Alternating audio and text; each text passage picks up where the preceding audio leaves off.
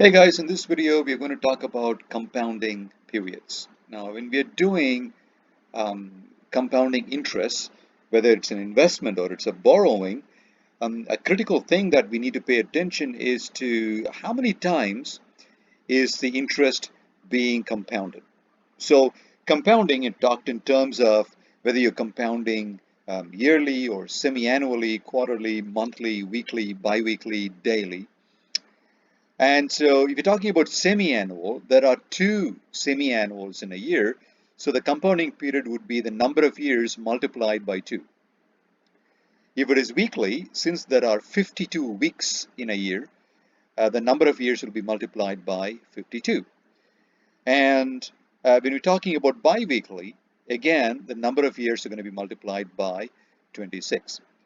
And also, when it comes to the interest rate will be divided by 2 because the interest rate that is quoted is usually for a full year. So if you want to find something for a semi-annual period, you have to divide the interest rate by 2 to get the interest rate for a semi-annual compounding period. Same way, the interest rate has to be divided by 52. So in this case, in 3.5 years, how many of the following compounding periods are there? Let me include some extra information. Let's, for a second, take that the interest rate is something like 6.2%. So if it is compounded semi-annually, the number of compounding periods would be 3.5. Because it's semi-annual, there are two such in a year, so you would go 3.5 times 2, 7 compounding periods. Now the interest rates would be, the original interest rate here is 6.2, and the first thing you do is to convert that to a decimal by dividing by 100.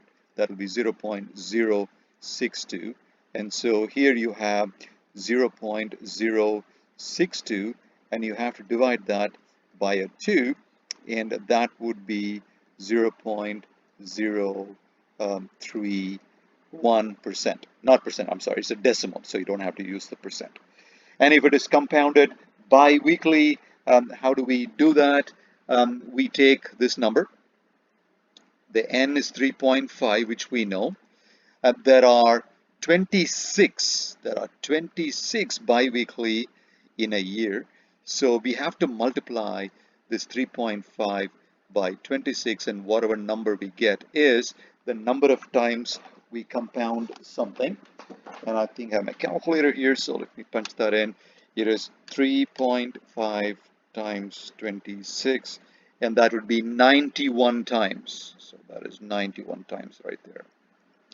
And the interest rate would be 0.062, that is for the year, because we are calculating 26 times, and for each compounding period that would be divided by 26, and that is going to be 0.0625 divided by 26, and let's see, that is 0.002403846.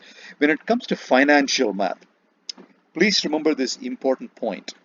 When you're doing division by any of those number of compounding that you need to do, keep all the decimal places that you see in the calculator, because when you're calculating interest for large amounts over large periods of time, you need the best possible accuracy.